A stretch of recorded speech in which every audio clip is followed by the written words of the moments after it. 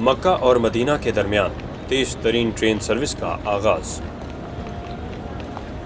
سعودی ولی عہد محمد بن سلیمان نے چند سال پہلے سعودی عرب کے مقدس شہروں مکہ اور مدینہ کے درمیان تیز ترین مسافر ٹرین سروس کا افتتاح کیا۔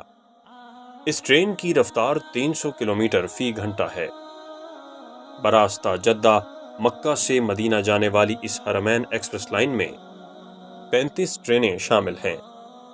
اس ٹرین میں 6 کروڑ افراد سالانہ سفر کرتے ہیں اور یہ حاجیوں اور عمرہ کرنے کے لیے وہاں جانے والے افراد کو بہترین سفری سہولیات فراہم کرتی ہے۔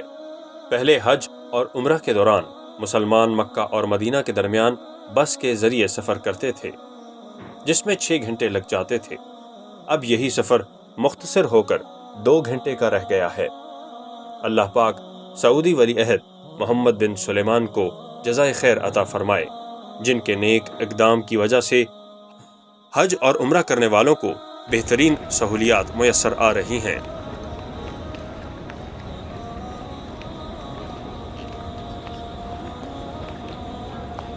اس ویڈیو کو لائک اور شیئر کریں۔ اب کری یوٹیوب چینل کو ضرور سبسکرائب کریں اور بیل آئیکن پر کلک کرنا نہ بھولیں تاکہ چینل پر آنے والی ہر ویڈیو آپ کو فوراً مل سکے۔